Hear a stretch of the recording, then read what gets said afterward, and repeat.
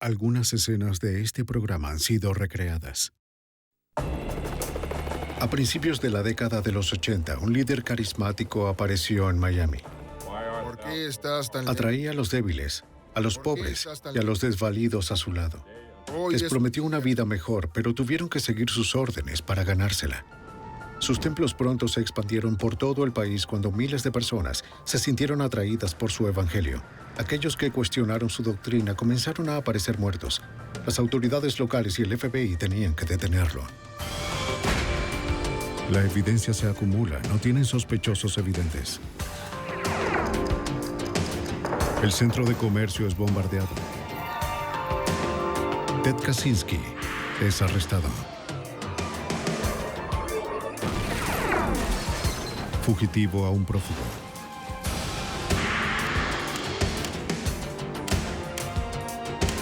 Los archivos del FBI. En Miami, el descubrimiento de un cuerpo mutilado puso a los investigadores tras la pista de un culto mortal. Los agentes encontraron un muro de silencio entre los miembros. Los testigos, aterrados por las represalias, se negaron a hablar. Soy Jim Castron, exdirector del FBI en Nueva York. Se necesitaba una operación masiva que involucraba 120 agentes en 7 ciudades para derrotar a un fanático trastornado que se creía Dios. El Templo del Miedo. Viernes 13 de noviembre de 1981, Miami, Florida.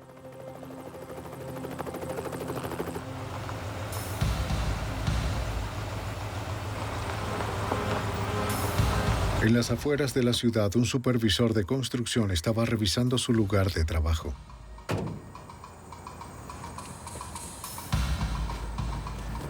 En un camino de tierra se encontró con algo envuelto en mantas. Era un cuerpo. Llamó a la policía. ¿Desde qué hora se encontraba aquí? ¿Qué fue lo que encontró? Los ¿Puede detectives de Miami-Dade respondieron. Todo lo que sepa. El supervisor dijo que no había visto el cuerpo por ahí cuando pasó esa mañana. Tenemos un problema aquí. El cuerpo debió haberse colocado ahí recientemente. No hay cabeza. ¿La hallaste? Aún no. Los detectives inspeccionaron los restos. Ese es el... Era un hombre negro. Lo habían decapitado. Muy bien para mí. Los detectives solo encontraron un juego de llaves en la víctima. No había billetera ni identificación. ¿Hay algo por allá? No, solo esto. A 1 metro de distancia, los detectives encontraron la cabeza de la víctima envuelta en mantas. ¿Qué tan lejos crees que está? Se tomaron las huellas dactilares con la esperanza de que pudieran ayudar a identificar al hombre. Las decapitaciones son raras. Usualmente se realizan para ocultar la identidad de la víctima del asesinato. Según el detective John King, ese no era el motivo. No hubo ningún intento de ocultar o impedir la identificación, porque realmente dejaron la cabeza en la escena. Por lo general, si se quiere tratar de evitar que se haga una identificación, tomaría otras partes del cuerpo, como las manos o la cabeza también. Parece que esta forma de matar era algo más ritualista que cualquier otra cosa. El rostro de la víctima estaba muy maltratado. Vamos. La identificación visual sería difícil. Y a menos que las huellas dactilares estuvieran registradas, los investigadores no tendrían forma de identificarlo a partir de sus huellas. Tal vez la autopsia pueda revelarles más. El médico forense determinó que la víctima había sido golpeada fuertemente antes de su decapitación. Sí, Su nariz estaba ensangrentada, sus dientes rotos y sus ojos estaban cerrados por la hinchazón. tenemos que... Sus muñecas mostraban marcas de ligaduras y las marcas de pisadas en su cuerpo indicaban que le habían dado patadas. En la parte posterior del cuello, el médico forense encontró rastros de golpes repetidos de un objeto desafilado. Había sido un arma grande, quizás un machete.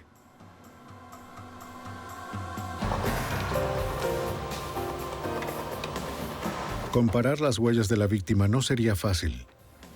En 1981, la base de datos no estaba computarizada. Las características de la impresión se tuvieron que comparar manualmente con miles de expedientes de arrestos. Eventualmente, un investigador dio en el blanco. El nombre de la víctima era Aston Green, de 25 años. Es él. Muy bien. Había sido detenido un mes antes por un delito menor, por conducir en Fort Lauderdale. No encontraron antecedentes criminales violentos. Aston, 510. Los detectives visitaron la última dirección registrada, la casa de su madre. ¿Mi hijo? Sí, señora.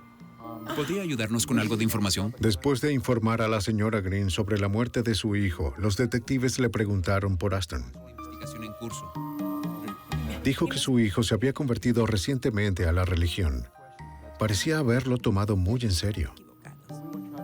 Dime, ¿qué estás haciendo? Lo había visto por última vez hacía 2 semanas.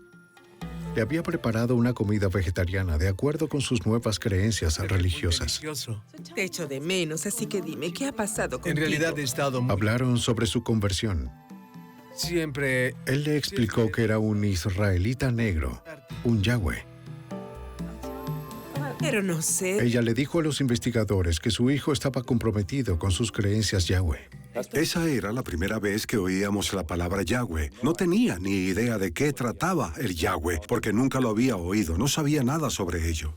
No lo sé, pero... La madre de Aston Green no sabía su nueva dirección, aunque sí tenía un número de teléfono. Sé que es un mal momento. Este es el lo número lamento. que me dio la última vez que lo... Dijo que tenía un compañero, pero que no sabía su nombre. Con el número de teléfono determinaron la nueva dirección de Green, a unos 19 kilómetros del centro de Miami. Debido a la naturaleza violenta del asesinato, pidieron refuerzos antes de acercarse a la casa. Nadie respondió. Policía del condado de Dade. ¡Abran! Quizás al compañero de Green también le habrían hecho daño. Aquí tienes. Prueba con las llaves. Los detectives decidieron entrar a la casa. La llave que encontraron en el bolsillo de Green abrió la cerradura. ¡Es la policía! Entramos en la casa con la esperanza de no encontrar otros cadáveres. Aún así, entramos para verificar. Encontramos una serie de artículos de carácter religioso, libros de texto, material de trabajo y mucha literatura. Resultó que era literatura hebrea israelita. Y no había señales de su compañero.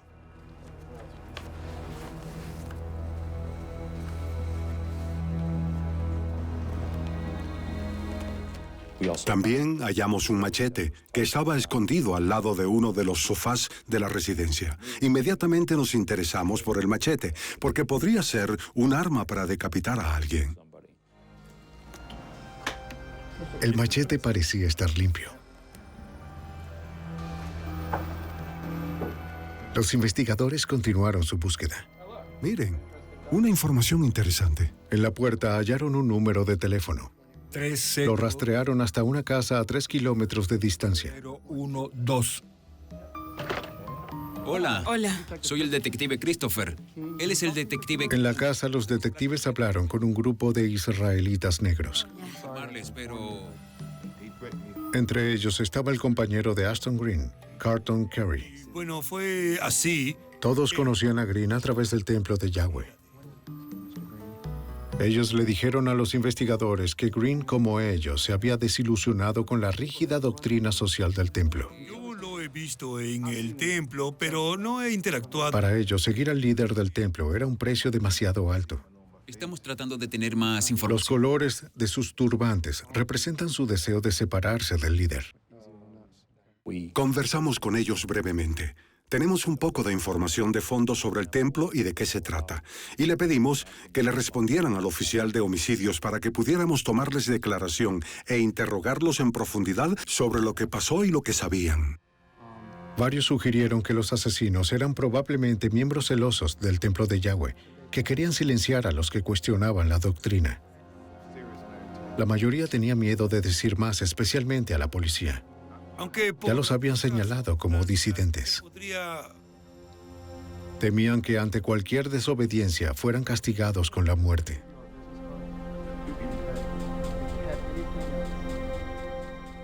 Bueno, todas las personas con las que hablamos percibieron un gran peligro debido a las amenazas que les habían hecho, tanto por teléfono como en persona, por medio de otros miembros que aún estaban en la organización.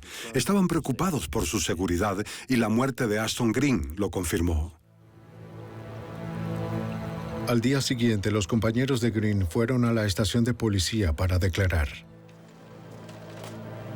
A pesar de la amenaza, Carlton Carey y su esposa querían ayudar.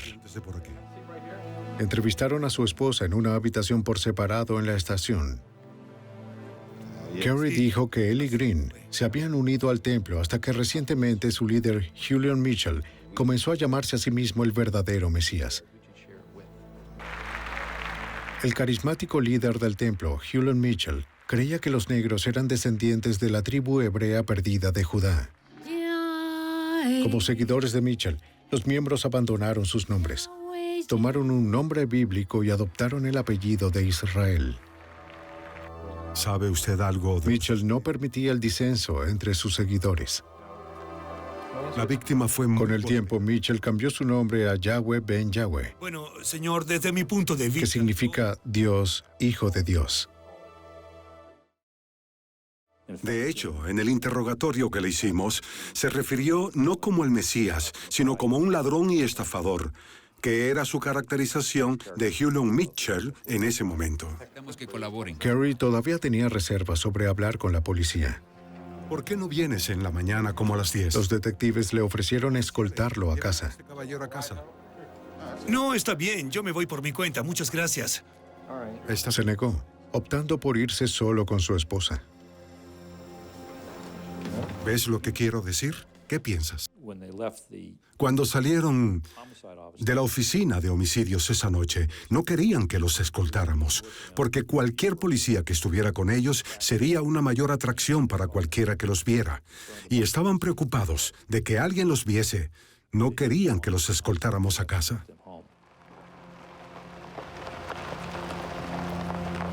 Carey y su esposa tomaron una ruta sinuosa a casa para asegurarse de que nadie los hubiera seguido.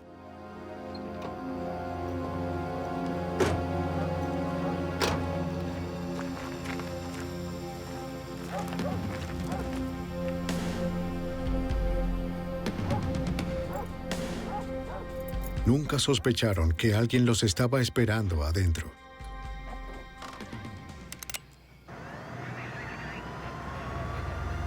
Mientras la policía de Miami investigaba la decapitación de un miembro disidente de un grupo religioso, 2 informantes fueron emboscados en su casa. Carlton Carey fue asesinado a tiros.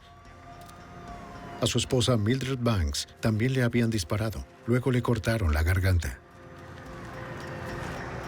Apenas se aferraba a la vida. Al igual que la víctima decapitada, los 2 eran miembros disidentes de los israelitas negros. En la escena, la policía encontró un machete ensangrentado. El detective John King creía que se había usado un arma similar en la decapitación anterior.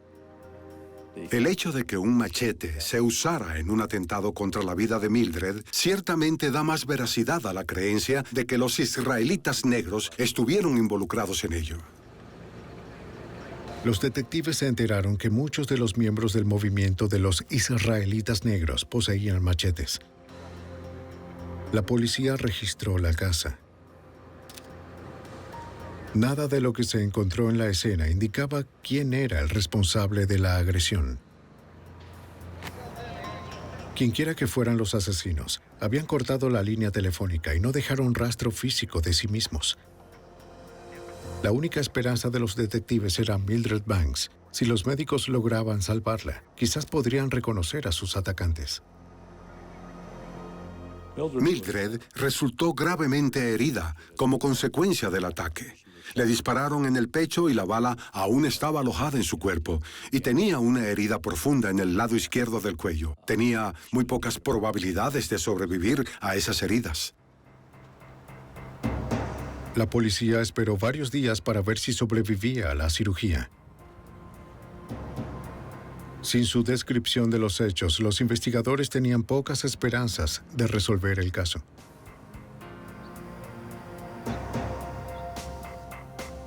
Mildred Banks se recuperó. Cuando estaba consciente, los investigadores la visitaron en la sala de recuperación. A pesar de estar gravemente herida, pudo responder a las preguntas de la policía. Dijo que ella y su esposo habían pasado varias veces por su casa para asegurarse de que nadie los había seguido. No vieron a nadie, así que entraron.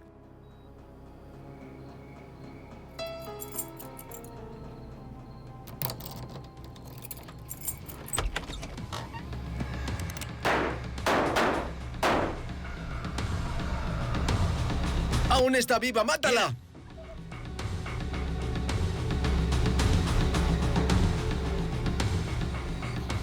Estaba segura de que sus atacantes eran Yahweh, enviados porque habían hablado con la policía ese día. Nunca vio sus rostros. Nos preocupaba que en realidad pudieran atentar contra ella, por lo que enviamos a 2 agentes de policía para que la vigilaran durante su estancia en el hospital. Estuvieron allí las 24 horas del día, los 7 días de la semana, durante aproximadamente un mes. El mensaje de este ataque más reciente dejó claro la situación para los miembros disidentes del templo de Yahweh. Los que se manifestaran o cooperaran con la policía sufrirán represalias.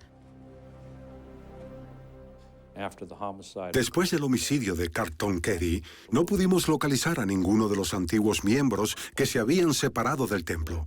Habían huido en diferentes direcciones, estaban asustados, así que se fueron.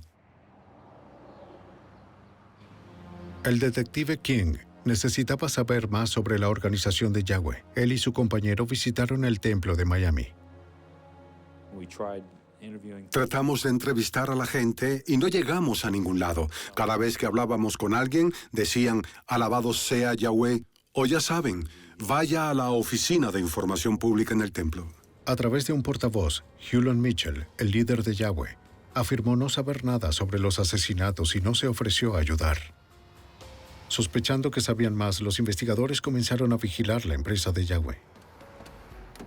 La vigilancia era una especie de inspección constante, de tipo rodante, en la que uno pasaba por allí y anotaba algunos números de placa.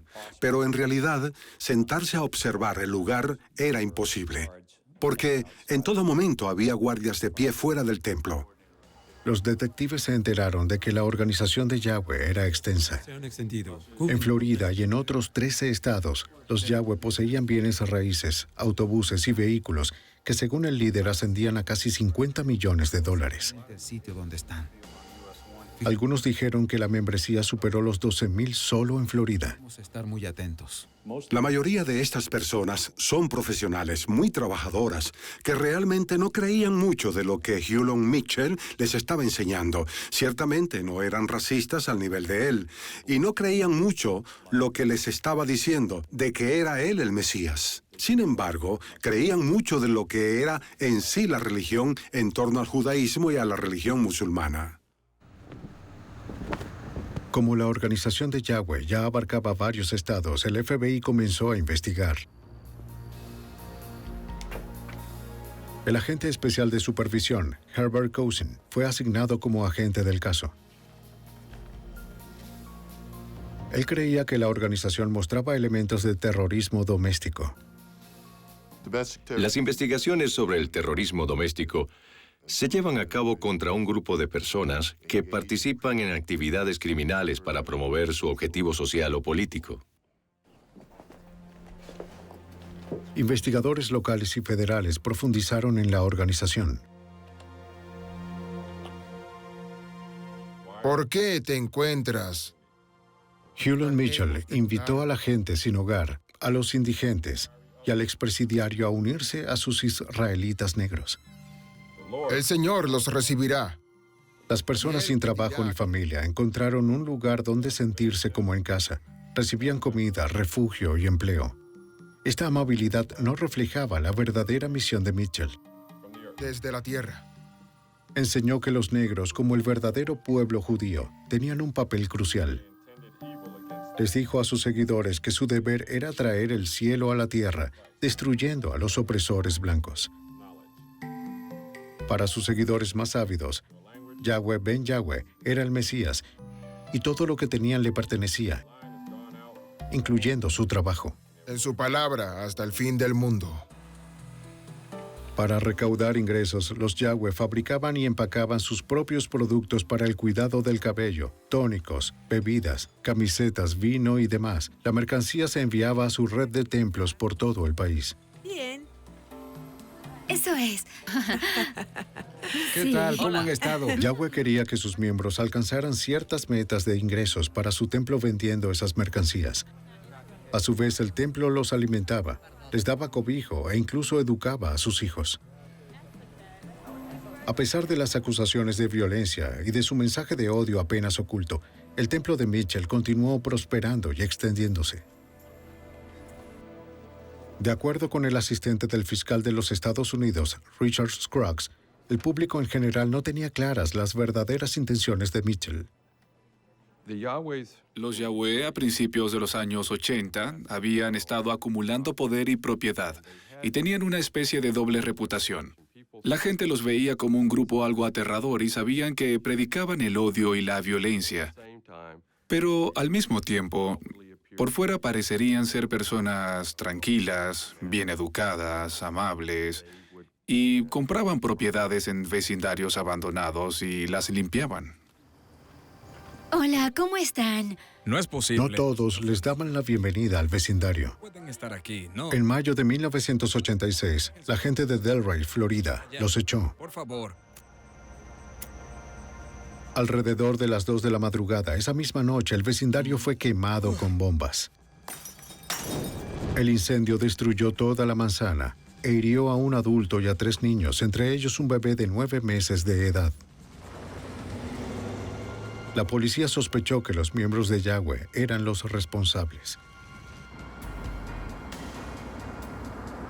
Un oficial recordó un incidente que ocurrió en la zona alrededor de 1 hora antes del atentado. Mientras recorría el vecindario, vio a algunos hombres vestidos de negro de pie cerca de una camioneta. La zona apestaba a gasolina. Los hombres parecían sospechosos, pero no estaban haciendo nada ilegal. Dijeron que tenían problemas con el motor.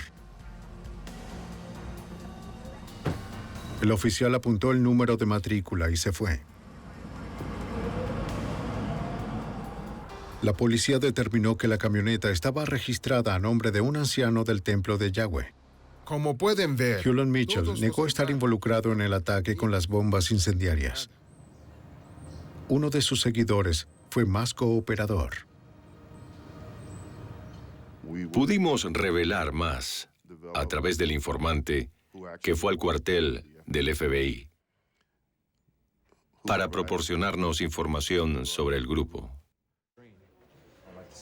El informante confirmó las sospechas del investigador de que los secuaces de Mitchell eran los responsables de las bombas incendiarias, pero no tenía pruebas directas. Luego les dio a los agentes información sobre otro crimen. Confesó que había participado en el asesinato de Ashton Green, el hombre que hallaron decapitado en un camino de tierra. Dijo que el hombre muerto había sido considerado una amenaza desde que cuestionó abiertamente la autoridad de Mitchell. Green fue secuestrado del templo y golpeado brutalmente. Está bien. Regresa a la camioneta. El informante lo llevó hasta allí y el otro miembro cumplió la orden de Mitchell de decapitarlo. Está listo. ¡Vámonos, vámonos! ¡Vámonos de aquí, vámonos! La información era crucial pero limitada. Los investigadores aún no tenían pruebas materiales que relacionaran a Hewlett Mitchell con el asesinato de Green. Las autoridades tendrían que generar cuidadosamente la confianza entre los ex miembros. El detective John King volvió a interrogar a Mildred Banks, la mujer que había sido emboscada en su casa. En el seguimiento de información con Woodside, me comuniqué con Mildred Banks. Ella me puso en contacto con una persona que había sido miembro de la organización y que podría ayudarme. Posteriormente, contacté a esa persona que me llevó a varios lugares donde residían antiguos miembros. Mientras los investigadores continuaban su búsqueda de un testigo con el valor de presentarse, la policía de Miami recibía noticias más inquietantes. Una víctima de asesinato fue hallada en su auto con ambas orejas cortadas. La policía se preguntaba si ese asesinato ritual podría estar relacionado con los ataques con machete. En septiembre de 1986, mientras el FBI y la policía de Miami investigaban al líder de los Yahweh, Hewlett Mitchell, la policía respondió a otro asesinato extraño. Raymond Kelly, de 61 años, fue encontrado muerto apuñalado en su vehículo. Le habían cortado ambas orejas. La oreja está allí. Una se recuperó en la escena. La policía creía que el asesino se había llevado la otra. El equipo del teniente Rex Remley, de homicidios de Metro-Dade, se ocupó del caso.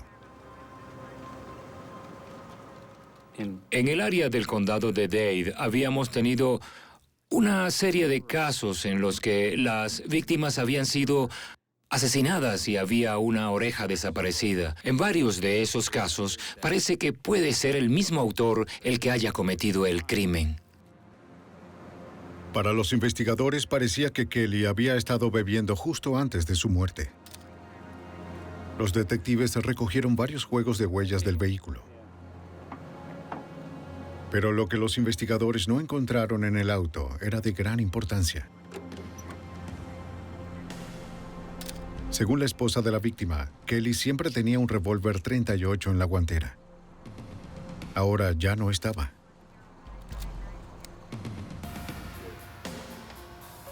El serial del arma se ingresó en la base de datos del Centro Nacional de Información Criminal.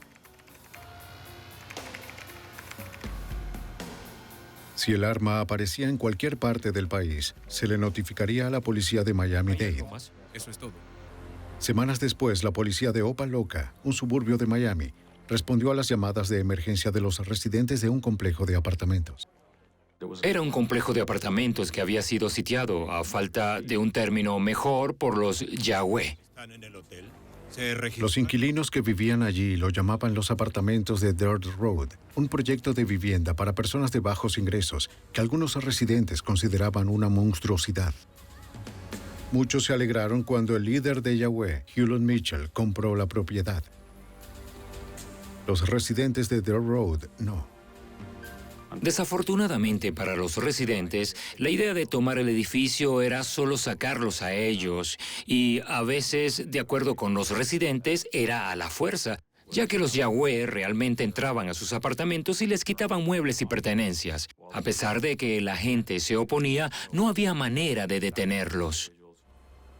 La iniciativa de desalojo de los Yahweh atrajo a las noticias de la televisión. Un residente, Anthony Brown, fue particularmente elocuente. Me quedaré aquí hasta que me den el aviso de desalojo. No me importa lo que digan. Sí, no van a entrar, así de simple. Maldijo al líder Yahweh, Hewlett Mitchell. Párate alrededor. Los investigadores sabían que Mitchell no toleraba la crítica pública. Los Yahweh.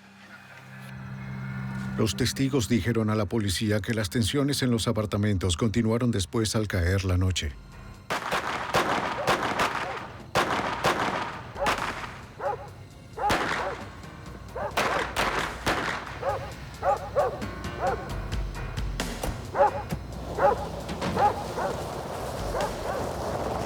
Esa noche estalló la violencia y mataron a 2 hombres.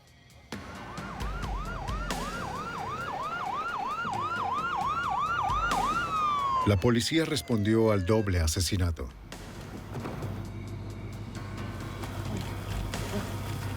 Persiguieron a uno de los sospechosos en el tiroteo. ¡Manos! ¡Déjame ver tus manos! ¡Levanta! La unidad canina localizó al hombre.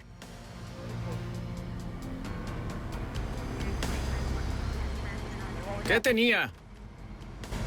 El sospechoso no llevaba nada en los bolsillos, excepto 2 balas. Tiene las balas en su bolsillo izquierdo. Cerca de allí, la policía recuperó un revólver calibre .38. No era el arma homicida. La policía cotejó su serial en los registros criminales, pero no encontraron ninguna coincidencia. Es el ojo ni por un momento. El sospechoso fue detenido y lo trasladaron a la estación de policía de Opa-locka.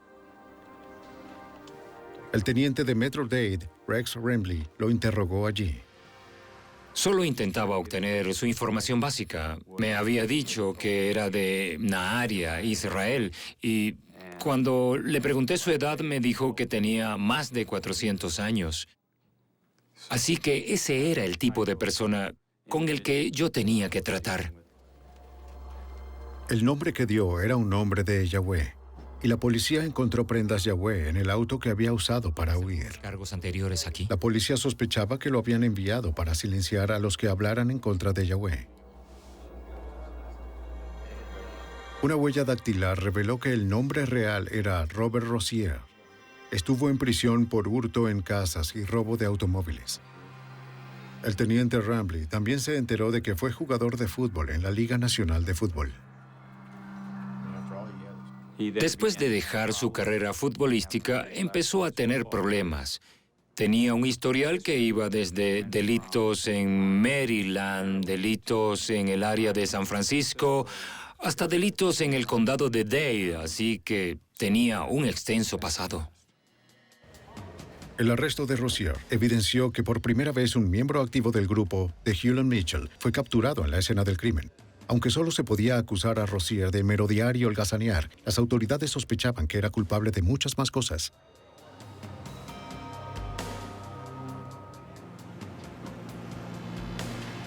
La policía de Miami buscó más información de los residentes que vivían cerca del complejo. La mayoría de los residentes estaban reacios, pero varios se presentaron.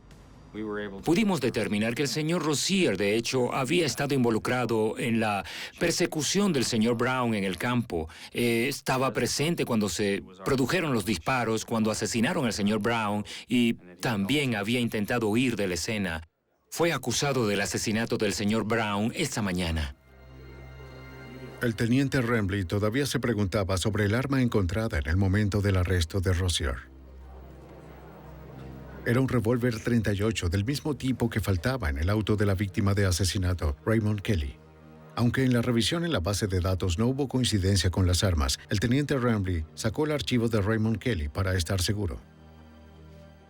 Tenía que haber más de una historia con esta arma, y al fin encontré los documentos que había proporcionado la familia que mostraban el serial de esta arma. Cuando lo comprobé, me sorprendió ver que era exactamente la misma que se incautó en Opa-locka esa noche.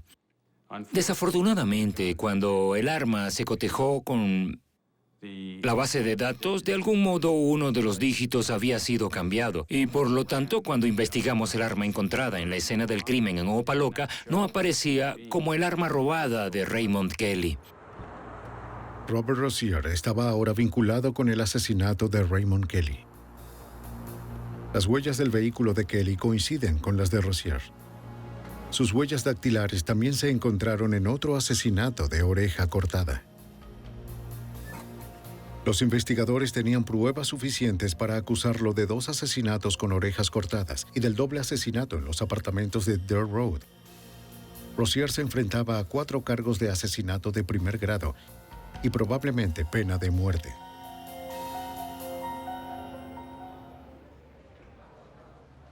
Mientras los investigadores de Miami trataban de acercarse al líder de Yahweh, Hewlett Mitchell, arrestaron a un hombre sospechoso de ser uno de los ejecutores de Mitchell. Robert Rozier estaba sentado tras las rejas enfrentando 4 cargos de asesinato.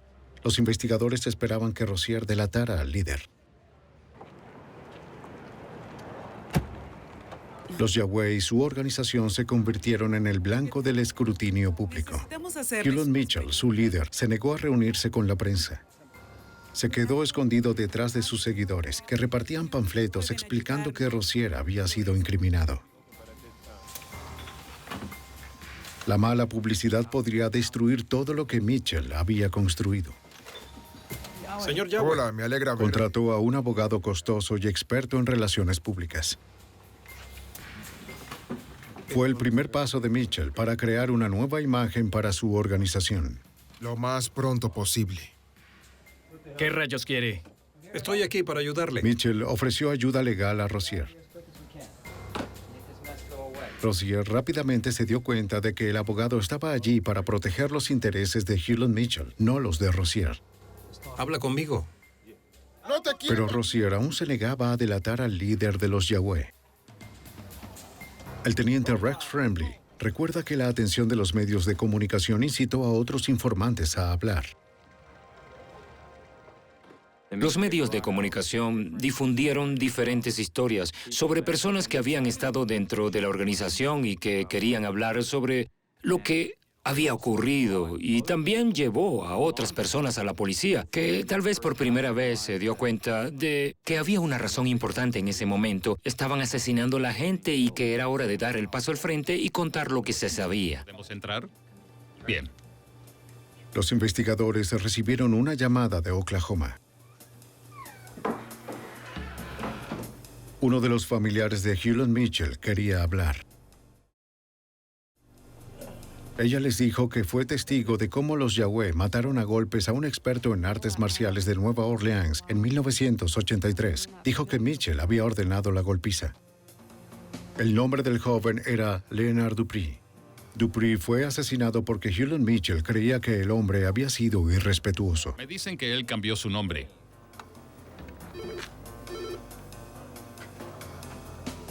Los detectives localizaron a la madre de Dupree en Nueva Orleans. Hola, Ella confirmó que Leonard era un experto en artes marciales, que había dejado su hogar en 1983 para unirse a los Yahweh. Pero sin un cuerpo u otra evidencia, los investigadores no podrían arrestar a Mitchell. Mientras los investigadores se enteraban de los oscuros secretos de Mitchell, él estaba abriendo su templo al público. El refrigerador de agua Muy está al bien. final. Para mejorar su imagen, Mitchell animó a sus seguidores más ávidos para trabajar en la comunidad en general. Pero un ávido miembro estaba empezando a cambiar de opinión sobre el líder que había seguido tan de cerca. Durante semanas, Robert Rozier estuvo sentado tras las rejas, observando a Hewlett Mitchell distanciarse más y más del sospechoso de asesinato. Luego, en junio de 1987, Mitchell excomulgó formalmente a Rozier en la televisión en vivo. Con el simbólico golpe de un marcador, Mitchell se había separado de Rozier permanentemente. A Rozier solo le quedaba protegerse a sí mismo. Decidió cooperar con el FBI. Era lo que esperaban los agentes de la brigada. Justo después de su traslado a la prisión federal, Rozier confesó a los investigadores que sabía de al menos 20 asesinatos en todo el país y que los había ordenado el líder de Yahweh, Hewlett Mitchell. Para los agentes estaba claro que Mitchell se escondía detrás de la religión organizada como un frente para el crimen organizado. ¿Por qué? Rozier también explicó por qué él y otro hombre asesinaron a Anthony Brown y Rudy Broussard en los apartamentos de Opa-locka. Así que... Para el agente especial Herbert Cousin, confirmó lo que sospechaba. Brown y Broussard fueron ejecutados. Eso es más o menos lo que sucedió. Se resistieron a ser desalojados de sus casas y hablaron varias veces en la televisión contra los Yahweh. Y nos dijeron que esa era la razón por la que fueron asesinados. Rozier también confesó el asesinato de Raymond Kelly y de otro hombre cuyas orejas también fueron cortadas. Rozier les dijo a los agentes que el líder de Yahweh le ordenó que asesinara a tantos demonios blancos como fuera posible y que regresara con una oreja como prueba. Con Rozier, el FBI tenía un testigo que podía vincular a Hulon Mitchell con los violentos asesinatos. Pero como él mismo era un asesino, Rozier no era un testigo ideal para acusación. El fiscal Richard Scruggs necesitaba encontrar a otros testigos dispuestos a corroborar las historias de Rozier. Empezamos a viajar por todo el país, rastreando a estos sujetos, tratando de convencerlos de que testificaran y cooperaran. Una de las preguntas que nos hicieron al inicio era: ¿estaré en peligro si testifico? ¿Va a pasar algo? ¿Soy un probable objetivo de asesinato? Esa ha sido la única vez en mis 22 años de experiencia que le he dicho a la gente, porque sentí debía decírselo, que sí, que había la posibilidad de que sufrieran represalias. Hulon Mitchell luchó contra la investigación al seguir puliendo su imagen pública. Me gustaría que todos le dieran una cálida... Continuó convirtiendo edificios abandonados en propiedades brillantes. Vamos a recibirlo. Mientras Yahweh Ben Yahweh rebajaba su mensaje antiblancos y hacía grandes contribuciones a causas populares. Creo que esto hará de la zona un lugar mejor. Viendo a Yahweh hacerse más y más fuerte, viéndolo ser más y más aceptado por la comunidad, yo y casi todos los investigadores sentí que había que detenerlo. Hulon Mitchell se convirtió en la figura pública más grande y disfrutaba de toda la legitimidad que el dinero podía comprar. Hay mucha gente. Parecía imparable. Espera de nuestra ayuda y debemos acudir. Después de casi una década de investigación, el FBI aún carecía de pruebas suficientes para arrestar al autoproclamado Mesías, Hulon Mitchell. Ayudarte. La intimidación y el asesinato habían silenciado a la mayoría de los que se atrevieran a hablar en su contra. El asistente del fiscal Richard Scruggs tuvo dificultades para persuadir a los miembros de superar el miedo. Recé con la gente, le rogué a la gente, engatusé a la gente. Les pedí que hicieran lo correcto, que hicieran lo ético. Les insistí de no seguir una religión falsa. Y prácticamente usé todos los medios que tenía a mi disposición para convencer a la gente de que cooperaran. Los que se atrevieron a enfrentar a Hulon Mitchell, el hombre que se hacía llamar Hijo de Dios, fueron puestos bajo protección de testigos. Proclamamos el domingo 2 de octubre de 1990 como el día de Yahweh Ben Yahweh. Mientras Mitchell continuaba frustrando la investigación en privado, públicamente su legitimidad creció como Yahweh Ben Yahweh. Hacía sesiones fotográficas con el alcalde. El alcalde proclamó el día de Yahweh, Ben Yahweh. Y había pancartas en las calles diciendo, proclamando el día de Yahweh, Ben Yahweh. En octubre de 1990, a pesar de sus éxitos públicos, el FBI presentó órdenes de detención para él y una docena de sus seguidores. Las mantuvieron en secreto para dejar al FBI prepararse un mes para arrestarlo. Los agentes apodaron el plan la Operación Jericó. El agente especial Herbert Cousin sabía que sería peligroso llevar a Yahweh Ben Yahweh a Miami, ya que estaba en la cima de su popularidad. La cuestión principal para la aplicación de la ley era la seguridad. La seguridad de las personas, de los miembros de las fuerzas de seguridad involucrados en el arresto, y también la seguridad de personas inocentes y la seguridad de los miembros de Yahweh, incluyendo Ben Yahweh. Ahora habrá que cubrir todas. Desafortunadamente, Mitchell y otras personas nombradas en la acusación estaban programadas para embarcarse en una gira por varias ciudades. La primera parada de Yahweh Ben Yahweh era Nueva Orleans. Este es el pasillo y aquí el está equipo principal de arresto lo detendría en el hotel. Una vez detenido, los equipos de otras 6 ciudades capturarían a sus secuaces en el sur. Había varios equipos de arresto en diferentes ciudades. Muchas ciudades. Atlanta, Carolina del Norte, Nueva Orleans, Miami. Me enviaron a Nueva Orleans para ayudar a la división de Nueva Orleans con el arresto de Yahweh Ben Yahweh. El 6 de noviembre de 1990, Hulon Mitchell llegó al Hotel Monteleone en Nueva Orleans. El FBI ya se encontraba allí.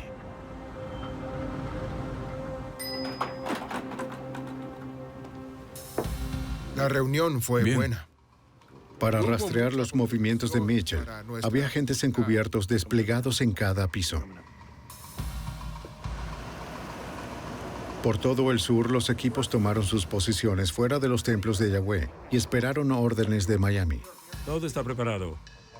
Proseguimos según... El éxito dependía de un flujo ininterrumpido de comunicación. Lo acabamos de ver. Vamos a seguirlo. Esperamos. Los agentes de Miami coordinaron toda la operación. Todos están listos para partir. A las 3 de la madrugada, todos estaban en posición. Le dieron luz verde a Nueva Orleans. Sí. Los agentes del hotel llamaron a la habitación de Mitchell. La primera instrucción era que ordenara a su guardaespaldas para que se entregara a los agentes que estaban esperándolo al final del pasillo.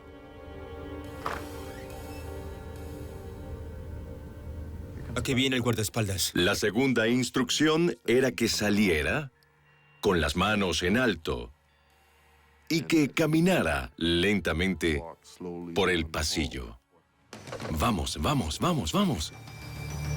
Los agentes no sabían si Mitchell o sus guardaespaldas llevaban armas. Manos, camina hacia mí. Levanta las manos. Finalmente salió su principal sospechoso. Manos a la cabeza. Ponte de rodillas. Lo tenemos. Ahora. Enviaron un mensaje a Miami. Está arrestado. Mitchell fue capturado. Asesinato. Vamos, tenemos que irnos. Los otros equipos se incorporaron y arrestaron a los miembros criminales del templo de Mitchell. ¡Al suelo! ¡Al suelo! ¡Ahora! ¡Ustedes de allá! ¡Abran la puerta lateral! Párense en la parte trasera de la camioneta, en la parte de atrás. En cuestión de minutos, docenas de agentes se movilizaron para capturar una docena de sospechosos en cientos de kilómetros. Una fila, pónganse uno al lado del otro. Nadie resultó herido. Cumplimos nuestro objetivo. Arrestamos a todas las personas que pudimos identificar en la operación. Y por eso creo que fue un gran éxito. Hulon Mitchell fue acusado de extorsión, conspiración y asesinato con ayuda del crimen organizado. Tiene derecho a permanecer en silencio.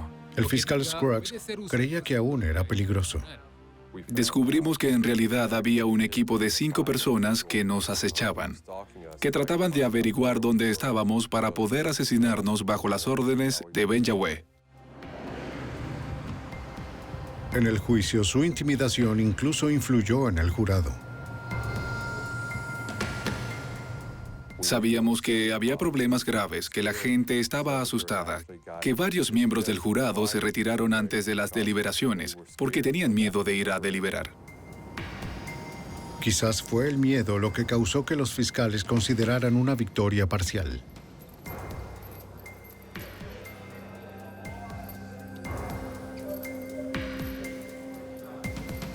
En mayo de 1992, Hulon Mitchell y 6 de sus seguidores más violentos fueron declarados culpables de conspiración. Pero Mitchell solo recibió 18 años en una prisión federal de máxima seguridad. Había sido un caso difícil para los investigadores. Encontró una filosofía exitosa a la que la gente acudía en masa. Empezaba a unírsele y a prometerle lealtad. Y creo que cuanto más poder obtenía, más influencia lograba en sus seguidores, pero al final perdía el control de sí mismo. Él creía realmente que podía hacer cualquier cosa, incluso controlar la vida y la muerte. Hulon Mitchell está encerrado y sus acciones asesinas se detuvieron por aquellos que descubrieron la verdad detrás de su falso evangelio.